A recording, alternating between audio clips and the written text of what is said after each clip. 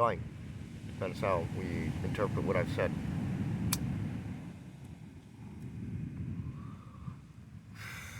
And so that's why I like to share. Because you start to find out, when you find out who you are, that you are all of consciousness. And that consciousness is greater than you. But you are it equally, in another sense. I am my consciousness is greater than I am myself is greater than I am my father is greater than I, as Jesus said. And Neville Goddard said the consciousness one, and then I say the self one. And surely other people have said these things as well.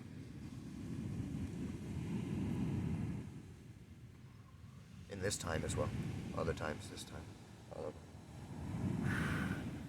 And that's a lot what we're talking about now. We're coming into a part of the process that I think is very wonderful, very beautiful to share. I was wondering how we would get to be able to share these types of things.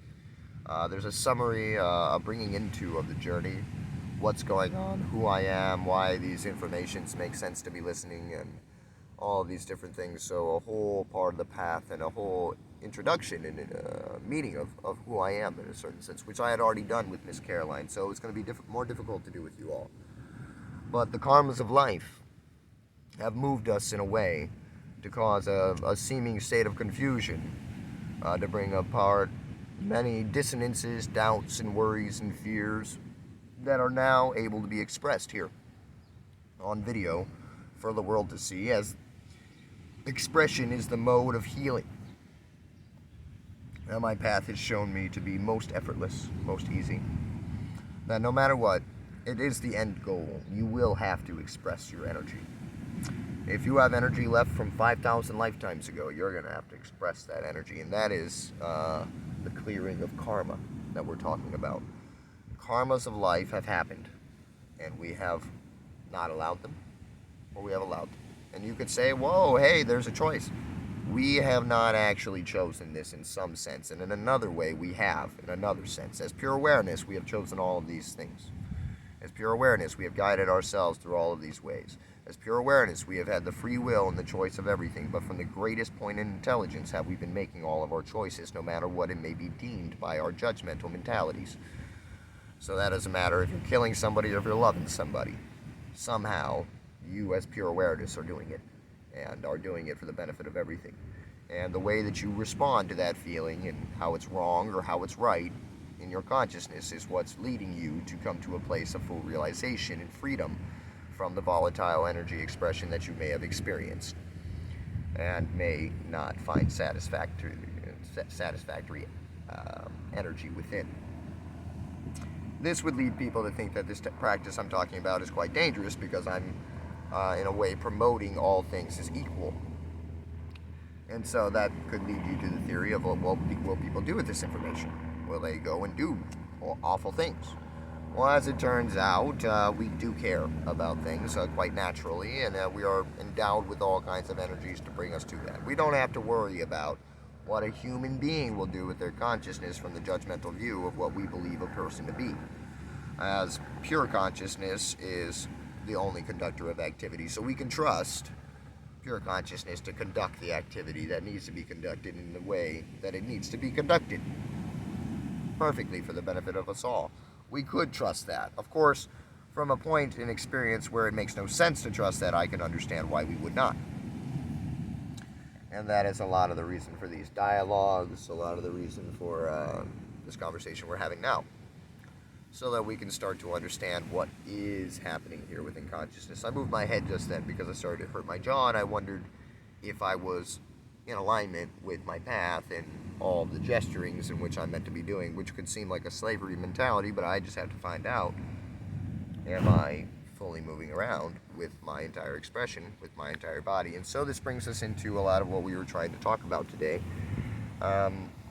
which is great because I have this happen to me quite often, where I go from place to place to place to place, and we begin cycles again and again and again. I reach a high precipice of energy, a maxing out of energy for the particular environment that I'm in, the social groups, physically, that I happen to be a part of. And we go from low to small. We go from where I'm very quiet, very reserved, very humble, very kind of afraid in a way, fearful, agitated, wondering if I'm going to be accepted or not, seeing if it's okay for me to get into the water, if it's too cold or if it's too hot, what's going on, okay, how do I be in harmony with this? What's the teaching? Where's my place? This kind of a thing. And for every place that I've been previous, recently and throughout the entirety of life, it's all come to the same fruition of teachings. Once I finally reach this place where I'm fully myself again, 100% present with this myself, channeling the energy in the flow without any other thing to distract me, rising up to that very high precision of moment that has nothing else necessary but where it is and what it's doing currently, completely, fully, then we drop usually and go back to the beginning of the cycle again, and next cycle we get to rise whatever level that is, either faster or this way or that way. It's very unformed the way everything moves, so you have to trust a lot when you're resting in the moment in the unknown, which is the reason why I think it's nice to share this, because every way in which I have to share the parts of my journey, it reflects to the whole journey of all of consciousness and every one of us individually to a certain degree. Now, it won't be specifically exact with our journeys, though most of the things I have to say will relate in some way to most people's journeys in some manner, so it will be very beneficial in that manner. But it's unique, of course. So we'll be able to look at the contextual chord shapes of what's happening and what I'm relaying through this discussion in a manner that can be transmitted in data to any template and any grid, really, generally, commonly, basically, and fully in a huge manner. And so I started to see that it would be extremely beneficial for me to share about myself and my life and how it is that I've been brought into the channel of the present moment as limitless channel of emptiness, as we all are. And it could explain to us not only how things are going for me, but how things are going for everybody. The way that I'm able to observe the karmas of life and the way that things happen from event to event to event to event, explain how things are happening with every one of us, actually, as I've moved through so many of the doubts, the fears, the judgments, the worries, and all, the illusory realities that cause me to keep myself in dissonance with me.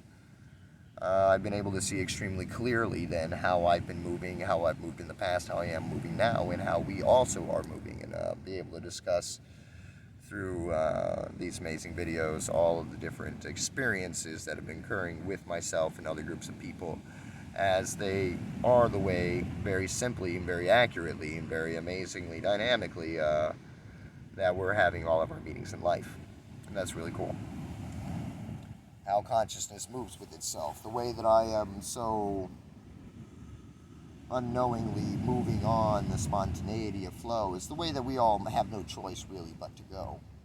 And to see how I wasn't a doer as well is really wonderful, maybe in the transmittance of data to other non-doers that believe themselves to be doers, which is 90% of the population. So I see a big relevancy.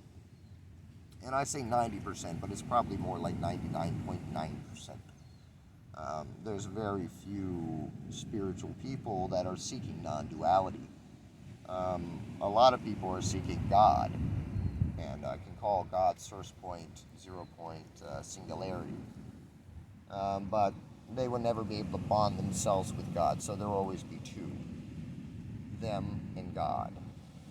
Or for most people, it's God and then every other being entirely. So this is an interesting thing. Luckily for us, God is quite huge, and so we could say it balances in some way. Most people do believe God is more than what all of the rest of everything is. Which is totally cool, because I am my Father, and my Father is greater than I am my consciousness is greater than I am myself, and myself is greater than I. There's this myself, and then there's this myself, and you can obviously tell by simple measurement, physics, seeing, that yes, this is smaller than this, so in some way, this is greater than this.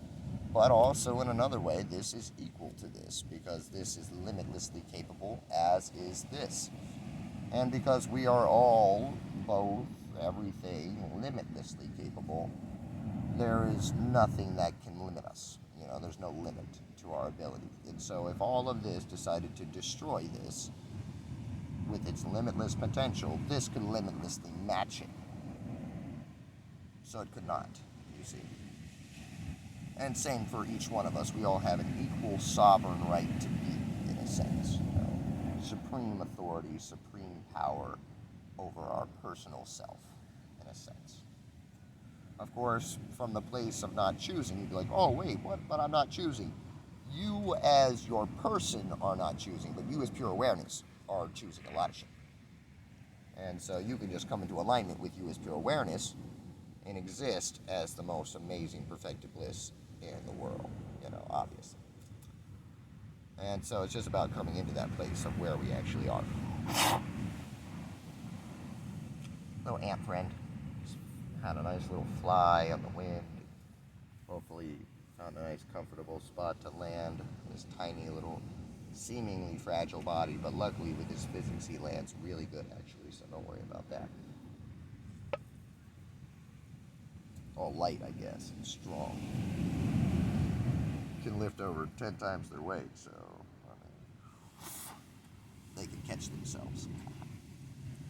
Anyways, if you could pick up 10 times your weight, you could jump high and land, no problem. Like a cat, you know. Why can they fall from so high up? Because they're very light and they're strong. They can lift their weight, you know, so they can spring themselves, no problem. You know, it's like if somebody threw a bag from a tree down at you, you could catch it if it was light enough.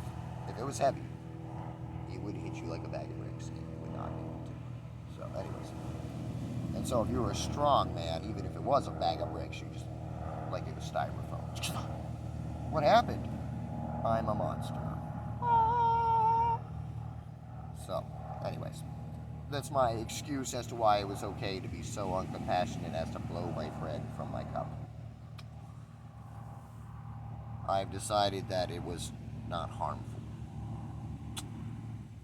And quick and efficient. So that's a big deal.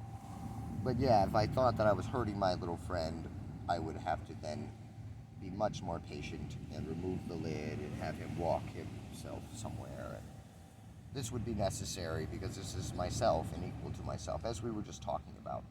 How you would not be able, as the entirety of everything, to overcome me unless I was to overcome you or wish to overcome you, and then I would create a reverberation of this frequency and lessen my ability then to respond limitlessly, as I would be limited by myself at that moment. You would not be able to come upon me because we could meet limitlessly one another. It's also that my little tiny friend is equal to me in this also way.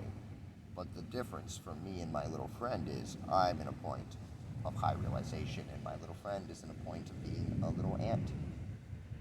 Probably doesn't have the conscious awareness to articulate what it is that we're speaking quite yet on this journey. Maybe it's an enlightened bodhisattva come back just to be the ant, because everybody else is already liberated, and so, you know, there's no more beings that are going to be an ant. So he said, well, I mean, we still need an ant. Ryan has to talk about it on this video. Well, I guess I'll come back as the ant this time, guys. Come back as an ant, and we'll still be able to have all the reflections we need to agitate consciousness and deliberation. Oh, okay. We could really see all of life as doing this and be pretty accurately true on what's actually occurring here in the most amazing manner possible if we understood ourselves from the realm of pure awareness. And that's the place where free will is possible and choice is able to be made in a big way. Otherwise, you're just being governed by the choices that have been given you by your life, the karmas of your life, and your identity with those karmas. Upon becoming free from that, you become who you are actually. And when you do become who you are actually, you may think, oh, okay, now it's time for me to do all the fun, free ego shit I wanted to do previously. Well, that's not going to happen. You may have to clear all that stuff out then, if that's the case. It makes sense that, you know, hey, I've reached the final goal. Now I get all the things that I've ever wanted. I'm worthy now. I get my rewards. Well, you know, these things are not really rewards. So you may think that they're rewards because you look at pleasure and you look at pain, and you say these are the things of pleasure, and you say these are the things of pain. eventually along the spiritual journey you find that attachments literally are poisons. And so those pleasures are actually pains. And these pains over here, if they're attached to as well, they're also still poisons and things. But in some way, it's strange how pleasure could be pain because it leads you into greater pain, because it gives you a great realm of comfortability in your attachment to live forever in pervasive illusory realities. And over here, pain actually doesn't usually allow you to do that. Pain's actually quite the nice guy. Pain always gets you to go the fuck away from it. You're like, oh no, no more pain. Sometimes people like pain masochists and stuff. And that's an interesting reflection. We'll talk about that in the future, surely, about what could be happening with that. But it's only a discussion in theory, as I myself have not been masochistic. But I can tell you how pain is actually extremely beneficial in many, many, many, many ways. So there is no reason for anybody to be upset with pain. And we can also go into how just our perception changes how things interact with us. How amazing is that? You know, where pain could be pleasure, just based on our deciding. It's like when I was a little kid, I liked spinach. My brother and sister didn't like spinach. They said they didn't like spinach. My father liked spinach. I felt like he might feel left out. This happened to me a few times when I was a kid, thinking my dad might feel left out by my brother and sister. And so I would do something and enjoy it that I wouldn't typically have enjoyed. You know, so my compassion for my father got the flavor of canned spinach, you know, to taste amazing to me as a child. And I did. I liked it. I like it to this day. I could still eat canned spinach. I know. It's delicious. Popeye the Sailor Man. There's all kinds of wonderful things to build that up in my life. But I'm sure the only reason why I like spinach is because on that day, unlike my brother and sister who decided nay, I decided yay. And it was simply a thought in the mind that decided I'm going to like this food. And so when I ate that, I liked that food. Now in life, I've been to other places where I've decided this food is no longer good for me. And it may have tasted fine, kind of a weird, tingy judgment taste to it, and then it fucking hurt my body. Now this previously was not affecting me for 27 fucking years to where I could eat anything. Now, people are like, when I was a kid I could eat anything, and then they come into their judgmental adult life and they no longer can. It took me 27 years before this. So for me, it was like, what the hell is happening? Why is this occurring? And I finally found, yes, it was my judgment, it was my view, it was my perception, because I decided this thing would interact with me that way, and then I still ingested it, wondering, testing God, observing, oh, and then I finally released those things, and all of a sudden, here I am, able to eat anything again, feeling healthier than ever, feeling greater than fuck, and also able to live within my means as a very humble spiritual yogi that surrenders the entirety of everything and doesn't ask for help in any way unless the moment makes it. And the moment pretty much never does that. I always shy away from that. All the previous experience in my life has made it to where it is almost an impossibility to ask for something. And if I do ask for something, no. And it's because I saw no other choice. Or it was just a spontaneous occurrence in the moment. So pretty much at this point, it's a spontaneous occurrence in the moment. I don't really give a fuck about it. Anyways, moving on. Yeah, I asked to borrow $50 from a cashier guy. That was funny. We were in passing. I knew it was meant nothing. But it was a cool thing to be able to just not care about anything. And just, you can just say anything then. What does it matter? Who cares? You can ask, you can do this, you can do that. You don't need to ask. You know, that's the cool thing about me, is I just simply don't need to ask. I'm going to be offered. You know, and I offer to everybody. If you ask me for something, I'll probably tell you no. If you come around me though and say what you need, I'll probably give it to you. So yeah, but asking is always pent up with repelling energies, expectations.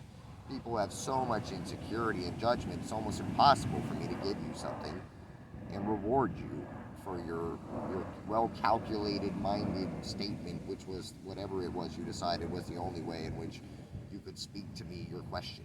Like, what the fuck? And get what you wanted. So you come over, you decided, this is the key for Ryan to give to me what I need. I'm going to say it this. Da-da-da-da-da-da. There's the key. That's the one. That's going to get me what I need, right? No. No, you were wrong. You tried to control reality. You thought that you could make it work. But with me, you can't do that. That may work with another individual, but because I surrender to the universe, it has an inability to allow me to benefit you and reward you for what could be deemed to be negative behavior. But it's not negative and positive in the way in which we viewed previously, but this is a way to distinguish positive or negative in the manner of just beneficial or non-beneficial. All of it is equally beneficial. That's where every mistake becomes wisdom upon noticing it. But it's good to notice our mistakes, because mistakes are made, and they are made perfectly, and they're equal. If in some way they could be seen to be actually more beneficial than the other things. Because if you are never to make a mistake, then you never notice that you're fallible and you have no reason to refine and grow. So if you are fallible, if you do make mistakes, it would be great for you to notice them. And in some way, if you somehow love the noticing of your mistakes, it will now become a great treasure, greater than the pleasurable things, where somebody gives you a compliment and never tells you your negativeness. It will become a great treasure. Please tell me where I'm wrong. For me, it's become that way. I need to know where I'm blind. I need to know where I'm wrong. Now, people all the time do want to tell me that, and through them doing that so often, I've been able to value myself, or route myself, view myself, to really come into accountability with myself and see all these different things and answer all these different questions that come about upon that, and find out where I am truly. Now, I always welcome information, but I do know myself very well. So if you offer me an information that's not true about myself, you say to me, I'm doing this. Well, I'm extremely mindfully and aware of myself. I know what I'm doing. I know my intention with all of my actions. I know that when I didn't say that, it was because of that fear and that insecurity and that belief and this structure and what I thought about you and this person and this and this and this. So I know the things that balance on every one of my expressions. So if you're going to tell me about me, it better be right. Because I'm pretty mindfully aware. But if I am blind, I am looking to see it. And also, if somebody comes up to give me an accurate awareness, it's probable that I will only accept it from you in that moment if you bring it to me in a way of harmony, in a way that's actually constructively wishing to be of my personal benefit. Now, if it is so clear and it's so obvious and so accurate, whether even if you're shouting at me in the worst way possible, it can humble me into a place of softening and be like, oh shit, you're right, bro. But if you're being the complete biggest douche in the world, I'm still going to remember the information that you gave to me, but I'm probably not going to ingest it and integrate it until I'm away from your presence, because I'm pissed off at you and I think you're a dick. And so I don't want to give to you anything that makes you feel good at that time, because I think you're an asshole.